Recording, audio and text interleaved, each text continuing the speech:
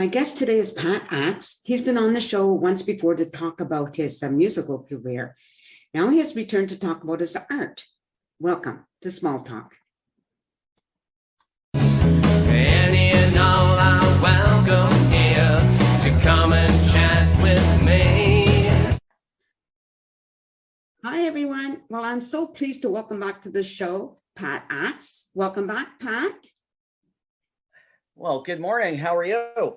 I'm good. I'm looking forward to looking at showing everybody your paintings. Thank you for sending me the photos of them. That's really awesome. So if it's okay with you, what I'd like to do is show a painting and have you talk a little bit about it. Will that work for you? Absolutely. Okay, so this is the first one. Well, through art over the years and the Art Deco period and Art Nouveau, they've always, and in the early silent films, they always had the moon, and in cartoons they always have the moon. Yeah. So it's just something it's one of those images that's in your head all the time. Okay. So it's like I've always tried now it's like the old Beatles song from the White Album. Now it's time to say goodnight. Well, I always have this picture of the moon in my head. And I've always, everybody's affected by the moon too. Sure. So yeah, sorry, go ahead. I combine the blues and the moon and, Right. Blue moon of Kentucky, keep on shining. Now moving on. Here's another one. Oh, that's, I have a thing for gnomes. I love gnomes. Well, who doesn't love gnomes? And my wife actually has bought me a little gnome, and you'll see that gnome come up, and I should have brought, it's actually sitting across the room from me. Just give me 2 seconds and I'll go grab them. Yeah, sure. While you do that, I'm just going to show a couple more paintings.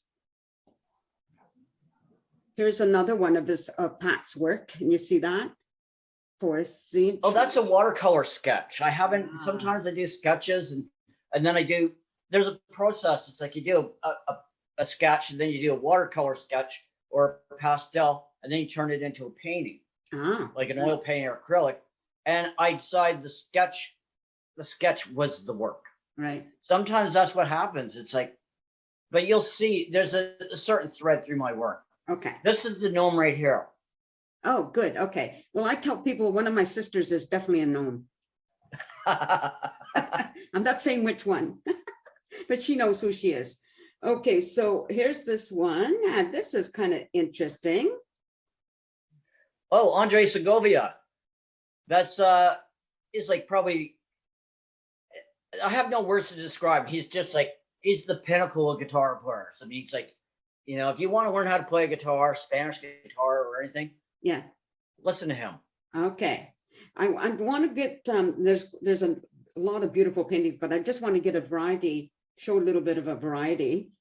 So here's Which one's the that? lighting's not good on that. Oh, that's this is typical of my work. This it's like it started off and I don't even think about the stuff when I do it. These are my friends I grew up with. Oh. I'm the one on the far right. Then there's my friend Jimmy and Glenn and Peter. And these are the kinds of drawings I just snap off. This is stuff that comes natural to me. Very nice. When did you first start doing paintings or artwork like this? When I was a little kid, from the stories I've been told by my older brother, especially, I could draw before I could talk.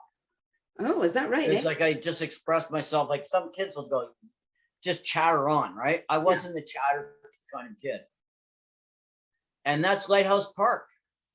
Where is that? Pardon me? Where is that located? Stanley Park. For The those who lighthouse in don't- Stanley I'm just Park. saying for those who don't know, because Okay. Yeah, that's the lighthouse in Stanley Park. And that's acrylic. And that's not a very big painting. That's 10 by 12. And that is sometimes it's easier to work at big things, and that one gave me, I occasionally push myself, and that was one of my learning curves I gave myself. Okay. And that was contracted. A friend of mine, that's a house in Toronto. And It's on Spruce Street in Cabbagetown. Okay. And he asked me to do this for him. He sent me a picture and he asked me to do it for him. So I did that. That's awesome. Oh, that's my cat, Noodles. He's the subject of my work. And that's on paper. That's Sharpie and Oh, is it watercolor right, eh? pens. I just got to do a variety because they're so awesome. You know? I love Sharpies. Do you? Oh, for Yeah. some reason. Oh, Oh, yes. Well, it's basically this is depicting what my band would look like if we were gnomes. that is so cool. Okay, let me bring up a few more here. Let's see, what do we have? There's so many to choose from. Oh, this would be interesting one. Oops, wait a minute, hold on. My apologies there to everybody. Where did it go? Here it is. Oh, that was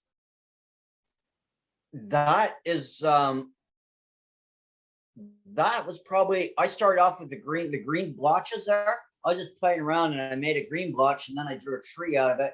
And then I went, well, you know, all little girls, you know, it's like just nature. And my granddaughter was taking dance before the pandemic hit. So I just used the child influence and the tree and the water Right. and Swan Lake in my head, you know. Yes, for sure. Sorry, yeah, this one was almost here we go. That is that's me. That's me sitting on a chair. And so it's one of my self-portraits. Was it basically easy? me playing my dobro. Is it easy to do a self-portrait? Well, because I've always been a big fan of characters and cartoons and stuff, Yes. I basically just grab the essence of what's going on. Ah, okay. And that is me. I did that at the beginning of the pandemic, and I was like, there was a few things going on in my life.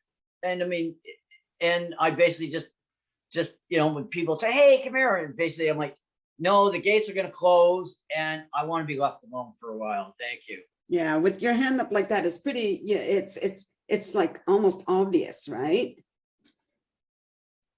And that's kind of a take on, I've always liked chickens and roosters, and I want to do a take off of, the old Kellogg's cornflakes commercials. And it's like, good morning, it's like,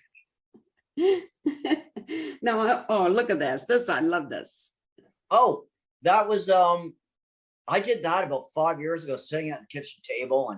And my generation, we had Gumby, and I went, okay, well, if Gumby had a girlfriend, who would it be? And I'm like, oh, it's got to be that hula dancer everybody has on their dashboard of their car.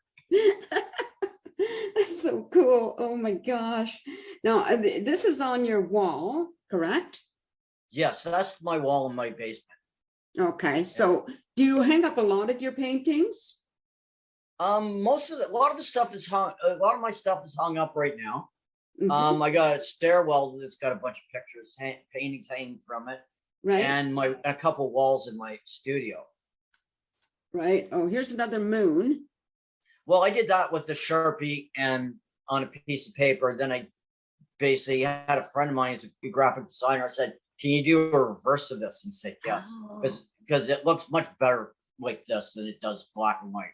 It is so. I mean, the other way. Yeah, it is so effective, isn't it? Here's more from your wall. Yeah, that was a picture I just sent to you this morning, and that's the current look of my wall. Okay. There's another. Oh, this is the first one I saw. So, okay, what's this here? That's my art table. Oh, okay. That's actually my table. That's what's on the table right now. And the one with the blue, that's basically that's the globe, and that's somebody trying to get out of the situation they're in. It basically is depicting the Ukraine, and people were trapped in the bubble. They can't get out. I had a face in there, but I'm taking the face out, and I think the hands symbolize people trapped in the situation. Right. Yeah. And the Russians are the blood coming down. Okay. Right. Here's another with a cat. Oh, that's the one I just did. I had a painting. I did a painting. That's 10 by 12, and I had a painting that I didn't like, so I whited it out and just took a Sharpie, went, and that drawing actually took me maybe 10 minutes. Is that right? Now this is See, I'm better at drawing than I am painting. I'll openly admit it. Oh, okay. Yeah. That's me at 17 in high school working on the potter's wheel. Oh, so 17 or 18. Yeah. Now let's get back to your more of your painting, a little bit of information now. You said you started early. What I would like to know is, did you ever take classes, or are you all just, is it all self-taught? Oh no, I took classes. I mean, by the time I got, when I was a kid, I think I was grade 7 or something, and I was never the athletic kid. I mean, I was a small, scrawny kid. I wasn't fat or anything. But it was like I wasn't the kid who was great at skating or playing hockey. But I was a kid that could draw. Had a musical ear, and was. So it's like I've always been that artistic kid. So drawing is one of those things that I just tried to emulate. My parents picked up on it. And so by the time I was like about 10 years old, my parents started buying me art books. By the time I was like 12, going 13, there's a lot of time on our hands in the summer. So my mom went, okay, let's channel this energy. So she sent me off to the art gallery, and they used to have art classes there. So I take art classes some couple of days a week or one day a week. And then from about grade 3 on, teachers took notice that yes, the kid can draw. So it just kind of gradually built. My parents would buy me art books. Hey, this is how you draw a dog. This is how you draw a cat. And I was heavily influenced by cartoons. I mean, what kid isn't? Right. And when I was a kid, it was all Batman, and it wasn't the Batman cartoons quite. It was like Popeye and Flintstones, and I was and one of the Beatles had a cartoon on TV when I was a kid. Remember the Beatles cartoon, Saturday morning cartoon? I don't remember it, to tell you the truth. Well, the Beatles had a cartoon, and so I was a big Beatles fan, and John Lennon was an artist. John Lennon was a great artist, and he was highly influential. So it's like I want to do. If you look at any of John Lennon's art, you'll see similarities. There's contour line drawings is silly, and it's that's he's probably one of my bigger influences, like mentally and artistically. Right. I love talking to artists because and I've interviewed quite a few, and you're all so different. You all come from a different place with your artwork itself, whether it's your influences or what it is you draw, and it's just so fabulous. And what it is. Well, I love pop art. All that 60s stuff. Yes. The like not the Warhol stuff, like the Peter Max and all the stuff you see on album covers, like right. Especially like there's an old silhouette type things. There was one of Donovan from the 60s that was quite popular, and there was a Dylan one. There's a few Dylan silhouettes that are really, really well known. So I kind of took that style and played on it, and then I'd get I remember I think I was like 12 years old, and 11 years old when Sergeant Pepper came out, and then I opened it up, and there was a picture of the 4 of them. So I got into drawing them. So it's basically, I did their portraits. I mean, at 11, 12 years old, I was drawing portraits. Wow. Yeah.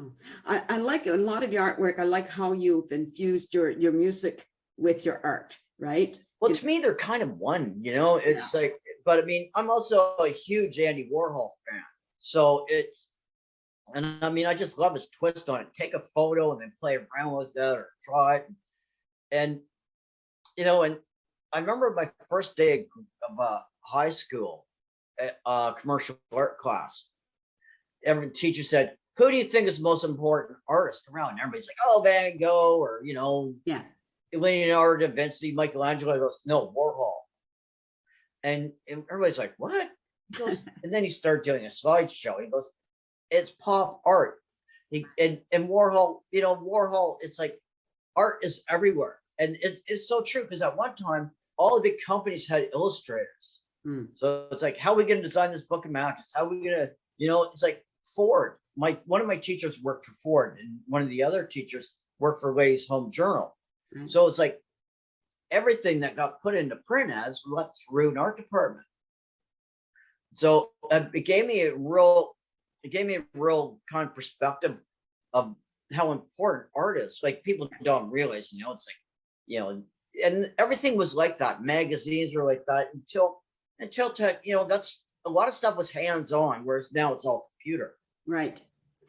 Do you try a lot of different materials? Like you said, one of them was water. What was it you said? Watercolor. Watercolor. Sorry. Yeah. Do you use a lot of different materials and try different things out? Well, yes. Over the years, I've tried different things, but it always comes back to a piece of paper and a pencil. Okay. And I've had a fascination with Sharpies since I was a little kid. And they weren't called Sharpies back then. They're called magic markers. Yes. And so, yeah, I mean, I've been playing around with Sharpies and magic markers. But when I first started painting, I mean, like all kids, like, give them watercolors, right? Slap it around. And then I started, making, real paintings. And then I got into oil painting. As a teenager, I took art classes at a paint shop, at a framing shop, and they had art classes every Tuesday night or something. And it was basically, and so I learned to paint with oil paint. But oil paint is pretty rank. Yeah. It's like it could stink your house up for days just by doing one painting.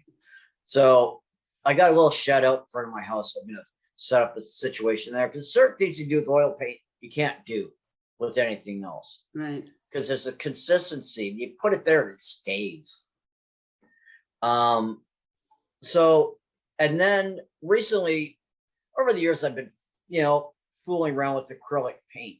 But I kind of dropped out of the art world for a long time. It's not something I'm really proud of, but kind of my art took a back seat to music. Okay. But I've always doodled. I've never stopped doodling. No, I know I know there's a big difference between oil paint and acrylics and watercolor. It all takes a different process, right? Yeah. So do you have a favorite or not? My favorite is actually just a piece of paper and a pencil. That's where it all comes from. Right. So if you were going to do, let's just say, an acrylic painting, okay, of whatever, do you draw it on paper and pencil first? I kind of draw out the rough area with a piece of Conte. It's like a piece of chalk. Right. And then I draw it out. I'll draw out a sketch on a piece of paper and I'll go, okay, that's a good idea. And then I'll try to transfer it to the canvas, or I'll do a small drawing. And then I got a projector. I put it in the projector and I throw it on the screen, and then I draw it. But some stuff starts off as a good idea and morphs into something completely different. It's like songwriting. You start off with an idea and go, okay, this is good. Then all of a sudden, it's like you've opened Pandora's box. I did a little bit of, I'm not a great artist or anything like that, but I've done a little bit. And it's like, I'm always intrigued how if you see something and then that gets on canvas the way you want it, because that never worked for me. Well, I mean, I studied anatomy. I mean, I learned I did figure drawing, and I took drawing over the years. I mean, so it's like for a bunch, sometimes when I get bored, I'll sit and draw my hand. Okay. And yeah, so but I remember taking taking drawing classes. And by the time I got to grade 12, we had live models in our class. So I can draw anything from a cereal box on a table to somebody standing there scratching their butt. So it's like, but because but I don't like doing what everybody expects me to do. My mom used to say, do something nice. I go, that's not me. I'm a bit of a cynic. Yeah, and it's important to be who you are, isn't it? Yeah. Yeah. And I mean, the other things that the other stuff I'm influenced by is, other than the Disney and all the great artists over the years, is some of the editorial cartoons. We've all seen the editorial cartoons over the years with, whether it's Nixon, Nixon needs to accentuate his nose, or LBJ, or, Trudeau, they'd accentuate his balding head and, and his buck teeth. And so it's like, you kind of pick up on all this stuff. And, but I used to love drawing the Beatles because they all look so different, right? Yes. Especially by the time they got to Pepper, Lennon, you could always get the idea of what John Lennon looked like by just drawing a pair of glasses and a hooked nose. Yeah. It's interesting you talk about them. I remember it took me so long to figure out who was who of the Beatles, when they first began popular, right? I always knew Ringo. He was the easiest one to identify, in my opinion. So now when you got back to, you said you stepped away from art for a while, right? And when you got back to it, was that like a wonderful feeling? Was it a need? Like, tell me why you went back to it. I'm a very fidgety person, and I wasn't playing a lot, and I needed to tap that energy, and I just kind of got back into it. It's always been in the back of my mind. I gotta get back into it. I'm born with this gift. I have to do it. So I just gradually got back into it, and I just started sketching. Like I said, I've always doodled, but it was like the Gumby one. Yes. The Gumby with the little hula dancer. That's probably one of the first pieces I've seriously thought about. Okay, let's get back into it. So I kind of did it when, let's see if I still have it. And that's the fear most artists have. It's like, can I do it? Yeah. Can I still do it? Right. And so I started pushing myself and trying to hone my skills again. Right. Have you ever had your work in a gallery? No, I've always been a bit shy about that. It's like, I know I'm not good enough, and it's, so now I'm trying to combine. I don't think it's been done to the full extent, where once I get playing on a regular basis, I'm going to do a combination music, art. So instead of just having some squiggly, background that says Pat Axe and, my brand behind it, I'm going to project my artwork. So I'll do a combination, do a song and then have, so yeah, I'm going to start working on combining the two together. Very good. Now Joni Mitchell is great at that. Is she? Yeah. No, well, Joni Mitchell's done a lot of her own album covers. Very good. Very nice. Yeah. I wasn't aware of that. The album Lady in the Canyon. Yeah. The album with Big Yellow Taxi. That's the album cover. Mm-hmm. That's her artwork. Wow. Cool. It is very simple and it's beautiful. Yeah. Yes, exactly. Yeah. Now you said you did a piece for a friend. Do you do commissioned art? Yes. Okay. So, but yeah, I mean, I will do commissions, and I'm not a conventional kind of art artist. It's easier for me to do a Sharpie drawing than it is for me to sit down and go, oh, let's see your family portrait. Yeah. And I often joke, it's like people go, do you do still life? And I go, yeah, but I might put a cockroach in it. just for the hell of it. Just to, Oh, I love that. Personally, I enjoy stuff like that, right? I was with some friends yesterday and I was talking about what I've told my daughter, after I die, if there's going to be a celebration of life, I want you to play that song, Cows with Guns, instead of Amazing Grace, like have some fun with it, right? So I love stuff like that. It really appeals to my humor, my sense of humor, what that it may be. Well, I try not to be mean. No, exactly. You can have lots of fun being different And not being mean, right? Yeah. Yeah. That doesn't sound mean. It just sounds interesting to me. Well, a lot of my stuff is tongue in cheek, and it just like, I think that's great. Yeah. Yeah. Okay. So now somebody wanted to commission a piece of artwork from you. How would they go about it? you can find me on Facebook. Okay. I'm on Facebook, Pat Axe, or they can find me. That's probably the best way because I have it on my phone. Yeah. And then once they contact me and I feel it's safe, I'll give them my phone number. Very good. Okay. Well, I think we're just about out of time. I just love your work. It really fascinates me, you know. Well, thank you so much. Well, you're welcome. Again, whether it's like you're incorporating your music with it or your cat, or whatever it is, I love all of that stuff. It's wonderful. And so I do appreciate you coming back to the show. Well, now I'm this is the first time, like people always ask me about music. Yeah. So it's nice. Art came before music in my life. So, and then I just, I got into music when I was about 14. Okay. And it's, but the art has always been there. Right. I've always had so it's always been there. And even when I write songs, I have the imagery and my art in my head. So yeah. I'm going to work this year. Now the pandemic's over, hopefully. I'm going to combine my art and music. I think that's going to be awesome. Yeah. I look forward to seeing some of that. Well, thank you so much. So you'll have to come back for a third visit. Yes, I will. Gladly, anytime. Thank you. And thank you, everybody, for watching. I hope you enjoyed seeing Pat's work I as much as I did. I just think it's fascinating. And again, if you want to commission anything, just contact him on Facebook. And thank you for watching the show, everybody. And be kind and peace out. A sense of community, Chilliwack's a place to be. A sense of community where you're free. Rolling through the mountains, rolling through the valley, rolling through paradise with me. It's multicultural, you're sure to see it all.